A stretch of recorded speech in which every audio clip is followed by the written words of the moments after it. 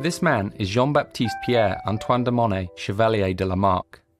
In 1809, 50 years before Darwin published The Origin of the Species, he wrote what is widely recognized as the first comprehensive theory of evolution. His book, De Philosophie Zoologique, introduced the notion of an internal code within every living thing, which, when passed down through successive generations, defined the physiological characteristics of a species. At the centre of Lamarck's theory laid what he called the adaptive force. He believed that the experiences of an organism during its life modified this internal code, and upon reproduction, this modified version was passed down to its young. Whilst not biologically accurate, and ultimately superseded by Darwin's theory of natural selection, the epigenetic theories put forward by him are beginning to find new homes in unexpected places.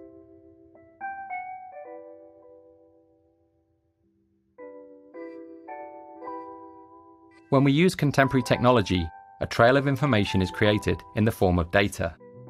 When analysed, it describes our actions, decisions, preferences, movement, and relationships.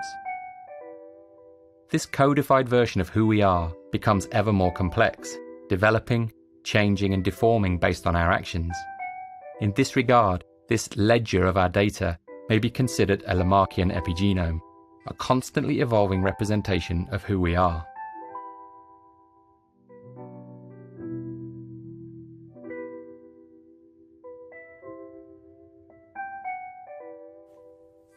This is Bill Hamilton, one of the most significant evolutionary theorists of the 20th century.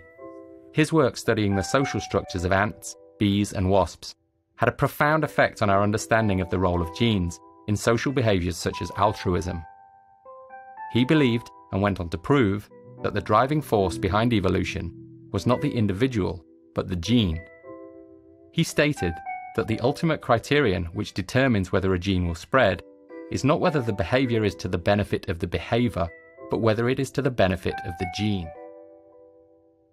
In the mid-1970s, the British evolutionary biologist Richard Dawkins built on the work of Hamilton and others to popularise the concept of the selfish gene. In his book of the same name, he introduced the notion of a gene which, whilst devoid of any motives or will, could be metaphorically and pedagogically described as if it were. In this model, the individual organism is a transient carrier, a survival machine for the gene. User-centered design principles have dominated the world of computing for many decades, but what if we looked at things a little differently? What if the ledger could be given a volition or purpose, rather than simply acting as an historical reference? What if we focused on creating a richer ledger by introducing more sources of information? What if we thought of ourselves not as the owners of this information, but as custodians, transient carriers, or caretakers?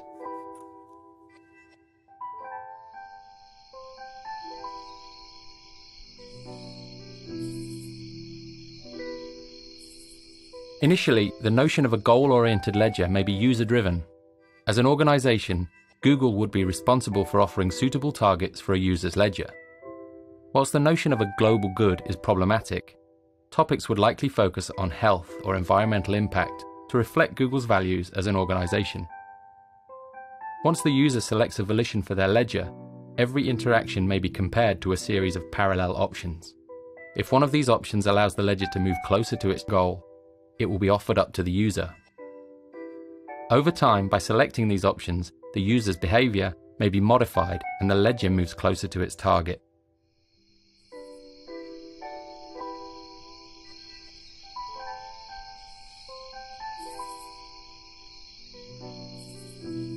As this line of thinking accelerates and the notion of a goal-driven ledger becomes more palatable, suggestions may be converted not by the user, but by the ledger itself.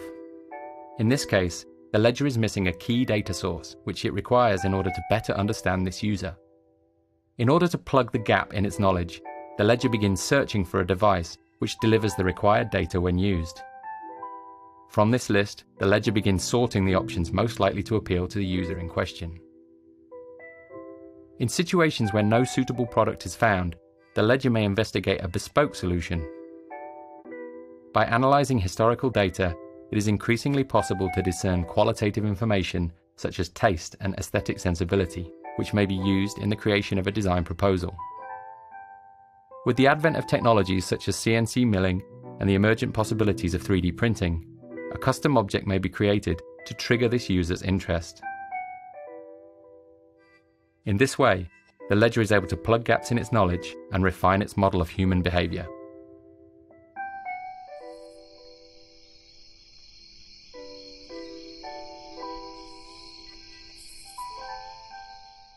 User data has the capability to survive beyond the limits of our biological selves, in much the same way as genetic code is released and propagated in nature.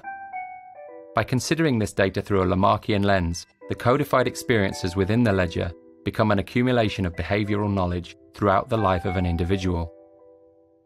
By thinking of user data as multi-generational, it becomes possible for emerging users to benefit from the preceding generation's behaviors and decisions.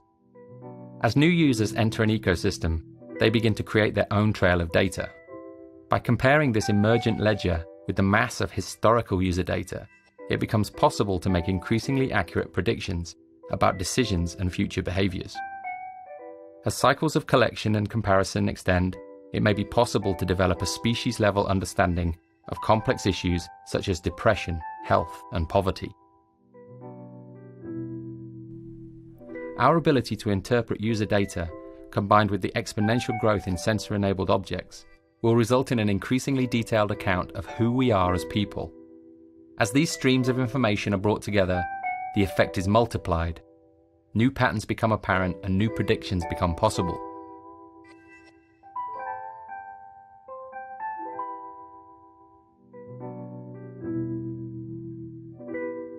Since the 1970s, huge efforts have been made in sequencing the human genome.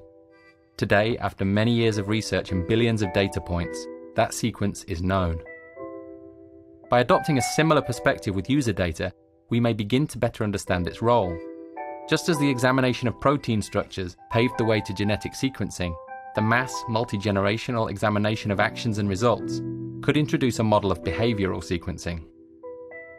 As gene sequencing yields a comprehensive map of human biology, researchers are increasingly able to target parts of the sequence and modify them in order to achieve a desired result. As patterns begin to emerge in the behavioral sequences, they too may be targeted. The ledger could be given a focus, shifting it from a system which not only tracks our behavior, but offers direction towards a desired result. We are at the very beginning of our journey of understanding in the field of user data. By applying our knowledge of epigenetics, inheritance, and memetics to this field, we may be able to make mental leaps in our understanding, which could offer benefits to this generation, to future generations, and the species as a whole.